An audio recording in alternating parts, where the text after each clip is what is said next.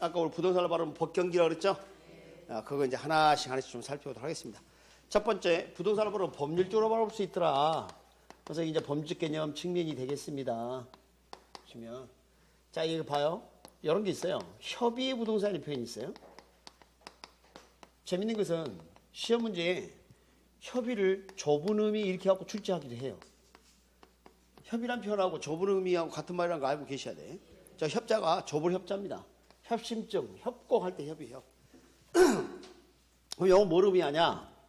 자, 우리 민법 보면 민법 제99조 1항에 토지 및 그 정착물은 부동산이다 이렇게 돼 있어요. 그리고 2항을 보면 부동산 이외의 물건은 동산이다 이렇게 돼 있어요. 그러니까 민법이 부동산과 동산을 나누는 규정을 정하고 있어요. 99조에. 그래서 다시 적어보면 토지 및 그 정착물이 뭐라고요? 협의의 부동산이다. 협의의 부동산. 그러니까 시험 문제 이렇게 나와요. 협의의 부동산은 토지 및 그 정착물이다. 오. 민법상 부동산은 협의의 부동산이다. 오. 아시겠습니까? 이런 식으로 지문을 한 6번 썼었어요. 순간 당황하면 안 돼. 동의어야. 오케이? 그러면 토지 및 그 정착물, 정착물 안에는 뭐가 들어있어요? 대표적인 게 건물 아닙니까? 네. 여러분이 아마 민법 공부를 하다 보면 건물 및 공작물 이런 식으로 돼 있을 거예요. 그러니까 인간이 개입해서 뭔가 한 것은 다 공작물이에요, 공작물. 뭔가. 건물 위에 여기 우리 담장도 있을 수 있고, 나무를 심으면 수목이라고 해서 수목. 수목은 뿌리가 나무에 박혀 있어야 수목이야. 만약에 절단되면 목재야. 알았습니까? 부합이라 들어봤어요? 민법에서? 그러니까 토지 일부가 되는 거예요. 이렇게 딱 같이 뭉쳐 있어요. 그 다음에 이거 말고 기타 결양, 철도 이런 것도 다 인간이 만든 공작물들이죠.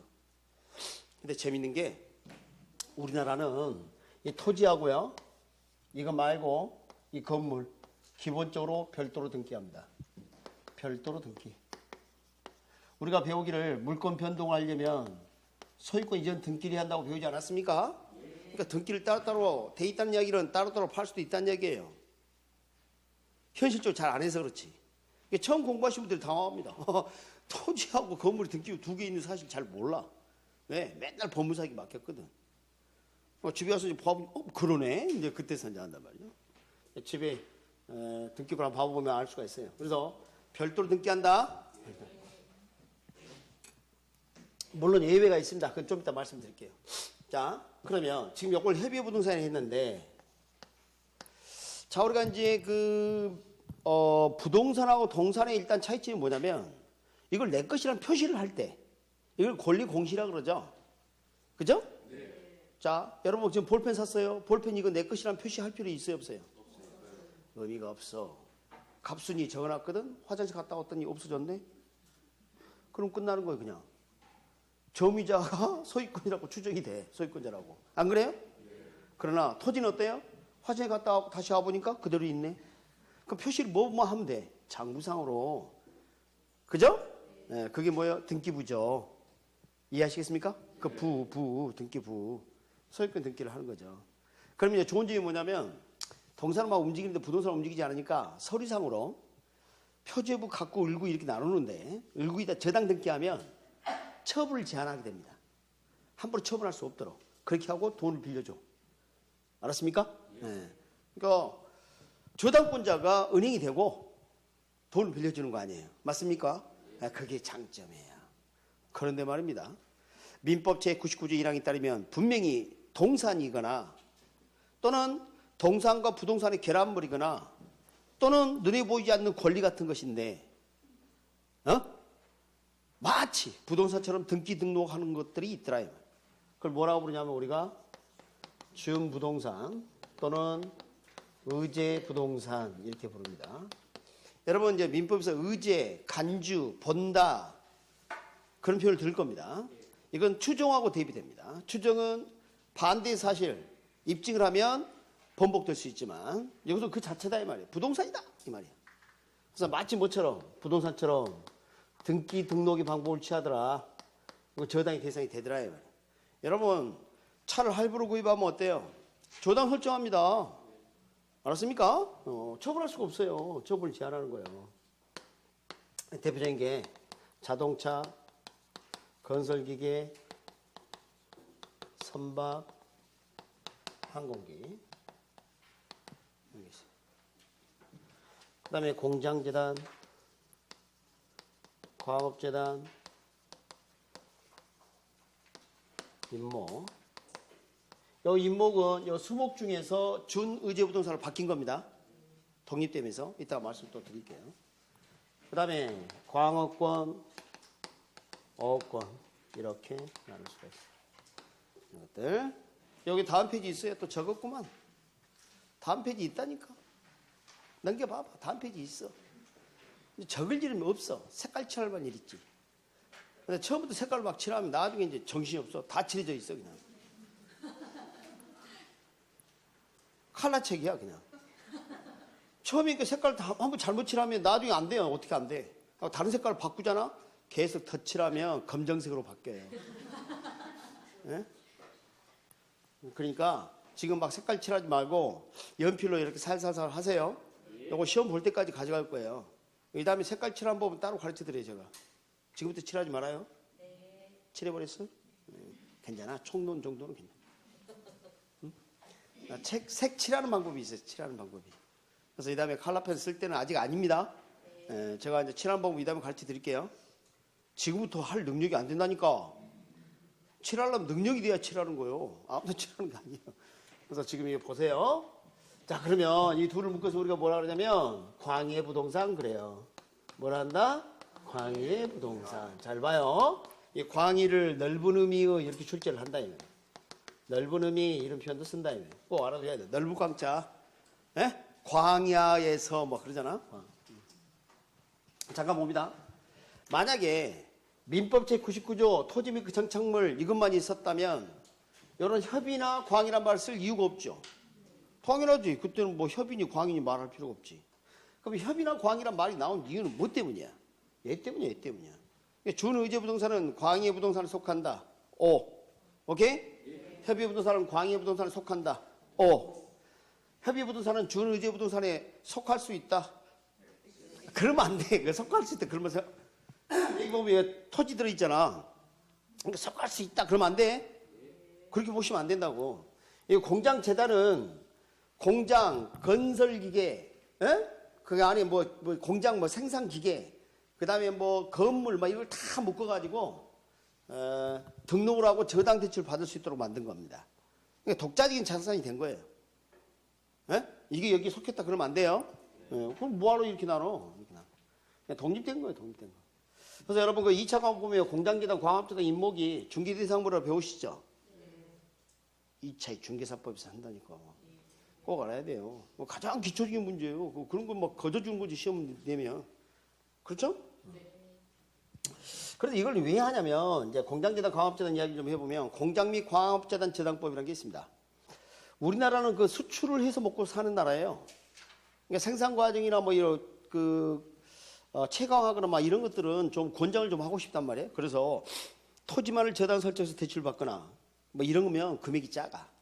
그러니까 토지, 건물 등 생산자를 다 묶어가지고 공장재단이나 광업재단 이렇게 등록을 해가지고 전체를 대상으로 대출받게 되면 더 많이 받을 수 있겠죠. 그걸 권장하기 위해서 하는 거예요. 그래서 10개월 이내에 해야 돼. 저당 설정도. 10개월 지나면 안 돼. 공장재단, 광업재단 등록한 다음에 몇 개월 이내에 대출받아야 한다고? 10개월 이내에 저당 설정하고 대출받는 거예요. 그런 특징이 있어요. 임목은 좀 이따가 좀 말씀드리겠습니다. 좀 이따가. 광업권, 채광 채굴할 수도 권리고요. 공해상, 동수산, 식물, 채취포기, 양식할 수도 권리. 뭐 이런 것들. 항어를 외우지 마시고요. 주의하겠습니다. 이따가 경제적 개념 할 건데, 여기 봐요. 재단이라는 말이 붙어 있죠. 그러니까 나중에 하는 경제적 개념 그러면 안 돼요. 지금 뭐 하고 있어요? 경제적 개념. 이걸 조심해야 돼. 재단이라는 말이 붙어 있으니까 재산을 묶으면 맞습니다. 이걸 경제적 측면이다. 경제적 개념 그러면 안 된다. 유학집 보면 다 표시해놨어. 거기 봐봐요. 안 적혀 있어요? 그러니까 그런 걸 좀 그 밑줄도 좀 긋고 주의하시기 바랍니다. 근데 제가 이제 추가로 말씀드릴 게 이제 이거예요. 자, 이 정착물. 여러분 우리 민법에서 토지 및 그 장착물 부동산이라고 불렀죠? 부동산입니다. 지금 부동산 중에서 토지로부터 독립됐다. 토지로부터 독립됐다. 이렇게 보는 게 있어요. 토지로부터 독립됐다. 토지 독립되면서 여전히 협의 부동산인 것도 있고 독립돼서 이렇게 준의제 부동산이 되는 것도 있고 그래요. 그걸 좀 하나씩 보도록 하겠습니다. 첫 번째 1번 건물이고요. 건물은 등기를 따로 하죠? 아예 독립돼 버려요. 등기. 그다음에 두 번째 우리 수목 있죠, 수목. 이 수목을 이렇게 이제 할 수가 있어요.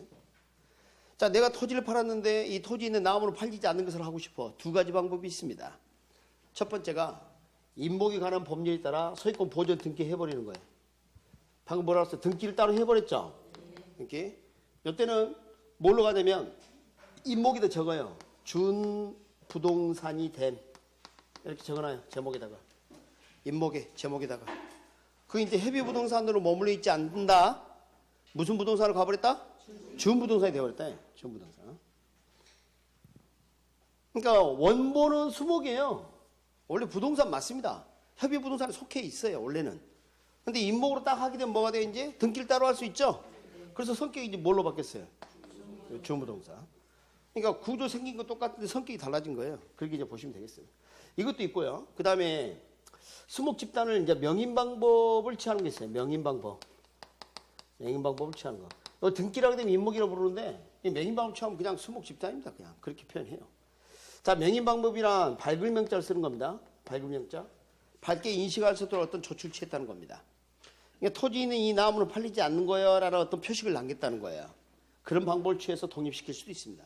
근데 문제는 이 명인 방법하고 이 등기는 완전히 달라요. 자, 등기는 저당의 대상이 될 수 있지만 명인 방법은 편말을 세우거나 울타리를 치거나 이런 거거든요. 그것은 저당의 대상이 되는 건 아니다. 그건 좀 알아두시고. 그 다음에 수목 중에서 미분리 과실이 있을 수 있어요. 미분리 과실. 지금 분리예요? 미분리예요? 미분리. 그러니까 지금 학교 선생님이 이제 민법이나 중개사법부터 더 자세히 가르치고 있어. 내가 이렇게까지 가르쳐야 되나 그런 생각도 들어. 근데 우리가 출제됐으니까 하는 이야기 좀 해. 안 할 수가 없어. 자, 그러면 만약에 지금 이런 상태가 아니고 수목 상태라고 해서 토지 지금 뭐예요? 부합돼 있죠? 토지하고 같이 움직여요. 팔면 같이 팔리는 거예요. 그런데 여기 달려있는 미분리 과실도 같이 팔리는 게 맞습니다. 근데 나는 이건 아니더라도 요것만큼은 곧 수확을 해야 되니까 따로 독립시키고 싶다. 할 수 있어요. 명인 방법을 취하면 돼요. 명인 방법. 뭐 구분할 수 있는 어떤 방법을 취하면 되는 겁니다. 이때 독립이 되는 겁니다. 지금 독립되고 있는 거 하고 있어요? 토지로부터 독립. 독립됐다 이 표현을 보고 토지로부터 분리됐다 생각하면 안 돼요. 지금 봐봐요. 읽어봐요. 세 글자. 그래. 토지 부착되어 있는 상태를 말해. 부동산입니다. 알겠습니까? 부동산이야. 근데 세 번째 농작물. 농작물도 원래 토지 부합돼요. 원래는. 이제 부합이란 말을 알 것 같으니까. 그러나 이것은 무조건 경작자 소유입니다. 누구 소유? 경작자 소유. 자, 다른 거하고 달리 경작의 노력을 가했다 이 말이에요. 그게 중요해. 여러분 농작물이 어떤 그 수확이 될 정도가 되려면요. 이 농부들의 그 노력이 많이 들어가야 해요. 농사 지어보신 분 아시겠지만 한 달만 묵혀놔도요. 형체를 알 수가 없어. 풀이 쌓여가지고 뭐 도대체 내가 뭘 심은지 알 수가 없다니까. 김도 매주고 비료도 뿌리고. 그러니까 요즘 어떻게 뭐 저 처음에 딱 심을 때 비닐로 덮어가지고 구멍만 조그맣게 뚫잖아요. 왜 그래요? 주변에 잡초 안 생기게 하려고 하는 겁니다. 잡초에 파묻혀가지고 살 수가 없어. 성장이 안 돼버린다니까. 그래서 수확기 이른 이 농작물은 농부의 그 노력이 중요하다고 봐. 아시겠죠? 예. 그러니까 경작적 걸로 봐줍니다. 아, 그래, 너 먹어. 어? 땅은 사라지는 게 아니잖아. 그러니까 예를 들어서 우리가 이런 표현을 써요. 권원에 의했느냐, 권원에 의하지 않았느냐 이런 표현이 있어요. 권원은 권리의 어떤 원인, 그 토지를 임차했다. 그럼 임차권이 있는 거죠? 빌린 게 있는 거죠? 빌려서 농사 질 수도 있잖아요. 그렇게 하게 되면 당연히 경제적 소유라는 걸 알아. 근데 무단경작 하면 권원에 의하지 않았다라고 표현해요. 권원에 의하지 않고 무단경작을 했어요. 그렇다 하더라도 그 농작물은 경제적 것으로 봐줍니다. 하지만 남의 토지 함부로 이용했죠? 토지 이용료 내야 돼. 그게 더 비싸. 그러니까 부모님들이 아이고 저기 김머시기 땅 그냥 놀고 있는데 심심한데 내가 그래서 좀 상추나 심어야 되겠다 말리세요. 상추값보다 더 물어줄 수도 있어요. 잘못하면 진짜 못된 사람 만나면. 아시겠습니까? 네. 아니 원래 주차장 하려고 했었다. 주차장 요만큼 받아야 되겠다. 그럼 어때? 끝장이야 이제. 에? 한 시간에 1,000원 막 이래. 네가 농작물 실어서 주차장을 이걸 못해서 돈 못 벌었다 그러면 어떡할 거냐고. 조심하시기 바랍니다. 그냥 부모님들이 그 동네에 누구 그 허락을 득하고 이래 하면 상관이 없는데 그냥 심어버리는 경우 있어요. 안 됩니다. 그래서 이제 문제가 뭐냐면 지금 잘하고 있을 때는 농작물을 훼손할 수가 없어요. 그러니까 밖에다 뭘 붙여놨고 농사 짓지 말라고 경작 금지 막 해놓는 거예요. 그 농작물 누구 거 되니까 나중에 경작자. 근데 그것을 막 함부로 뽑아버리고 이러면 안 돼.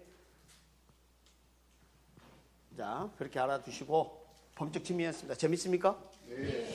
자, 그런데 말입니다. 문제가 하나 생겼어요. 이 정착물이라는 표현을 이렇게 픽스처라는 게 있습니다. 여기 봐봐요. 영어예요, 한글이에요. 근데 이걸 번역을 정착물로 번역했다니까.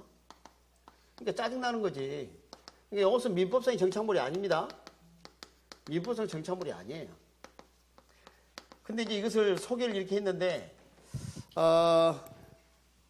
우리나라 게 아니죠. 원래는 동산이었는데, 이게 건물이나 토지에 이렇게 붙어서, 항구적으로 붙어서, 부착돼서, 부동산 성격을 갖게 된 놈들이 있어. 그래서 그것을 갖다 이제 픽스처라고 부릅니다. 그러니까 건물이 일부러 보겠다는 거예요. 토지 일부러 보겠다는 거예요. 그런 것들. 대부분 건물이 일부러 보는 것들입니다. 한 장 넘겨보면, 그 정착물 판단 기준, 그 건물이 일부러 볼 것인가 안 볼 것인가 그런 게 있죠. 네. 자, 봐봐요. 벽에 있는 시계나 액자 같은 것은 이걸 제거하면 이 건물이나 건물의 기능이나 물리적 손상 이런 게 있습니까? 그런 것은 제거해도 되는 거죠. 정착물이 아니다 이 말이에요. 그래서 건물 일부러 안 보겠다 이 말이에요. 근데 이런 거 어때요? 특별히 고안되거나 항구적 설치 의도를 가진 것들이 있어요. 간혹. 예를 들어서 시계탑이 시계를 제거하면 뭐가 돼요? 에펠탑 돼요? 안 된다니까. 그래서 그 시계탑의 일부지. 맞습니까? 네. 여러분, 교회에 있는 그 예배용 그 의자 있죠? 그 뒷부분에 책 놓을 수 있도록 한 거. 그거 어디 써먹어요? 다른 데 잘 안 쓰죠? 그러니까 그 교회 안에 있는 십자가. 하여튼 요즘 교회가 다양해서 십자가 없는 교회도 많더라고. 십자가 없이 교회가 있어. 그냥. 지가에 서가지고 이렇게 하면서. 이런 사람도 있고 참 이상한 그 집단들도 있고 그래요. 그죠? 왜 감추고 싶은 집단에 그 소속돼 가지고 자꾸 숨기고 그래? 떳떳하지 못하게. 뭔가 떳떳하지 못한 거 이상한 거 아니에요? 그러니까 우리 봐봐요. 뭔가 노출이 안 되고 자꾸 숨기고 그러면 곰팡이 슬잖아. 그러니까 뭔가 있어 이게. 그러니까 안 좋은 거지 그게. 저는 개인적으로 그렇게 생각해요. 그냥 종교의 자유니까 뭐라 하진 않겠는데. 그래서 예전에 교회도 막 사고 팔고 그런 적도 있습니다. 이단들은 그런다 그런 말도 있고 그러는데, 그러면 거기 아래에 있는 거. 그 다음에 여러분 성당 가면 꼭 뭐가 있어야 돼? 마리아상 있어야 되고 다 있어야 되죠? 딱 그 건물 일부라고 볼 수도 있어요. 그 전체 성당의 일부. 이해되십니까? 네. 그 다음에 이제 세 번째, 당사자 의도도 중요합니다. 봤더니 내가 임대인인데 여기에다가 자, 예를 들어서 이런 거 한번 해볼까요? 풀옵션 원룸 봐요. 그럼 임차인에게 이걸 쓸 수 있는 기회를 제공하고 임대 목적물이 된 겁니다. 그러니까 임대를 많이 받은 거예요. 근데 계약서 쓰자마자 이걸 제거하면 돼, 안 돼? 안 되지. 임대 가치나 임대 가격을 증진시킬 목적으로 냉난보 설비 같은 걸 갖추게 되면 이건 임대 목적 건물 일부러 봐야 돼요. 맞습니까? 근데 임차인 설치했다 나중에 떼가는 거 이건 괜찮아. 이런 거. 그래서 이제 그 당사자 관계를 따져보면 대개 임대인 설치한 걸 보면 방금 말씀드린 것처럼 임대 가치 가격을 증진시킬 목적이야. 그러나 여러분이 아파트 빌렸다. 그럼 여기 설치했던 커튼이나 블라인드 설치했다 나중에 떼갈 수 있죠. 내가 상가를 빌렸다. 진일자리 선반 설치했다 떼갈 수 있죠. 내가 농지를 빌렸다. 여기 비닐하우스 지었거나 아니면 농기계 창고 조립식으로 만들었다 나중에 분해해서 가져갈 수 있죠. 이런 것들은 임차자 정착물이라고 그러는데 정착물로 안 봐요. 그러니까 번역이 또 잘못됐어. 임차적 정착물은 정착물이 아니래. 그럼 뭐라고 번역을 정착물로 했어? 설비라고 했으면 좋았을 텐데. 출제할 수 높지 않는 것들입니다. 그러니까 여러분 이런 것도 있죠. 가식죽인 나무는 뭐예요? 가식이란 거 뭐예요? 진짜 심은 거예요? 아니면 뿌리 마른 걸 막기 위해서 그냥 흙 덮어놓은 거예요? 그것은 이제 부합된 걸로 안 봐. 그런 것은 옮길 거니까 조만간. 오케이? 그건 토지 일부 볼 수가 없습니다. 정착을 볼 수가 없어요.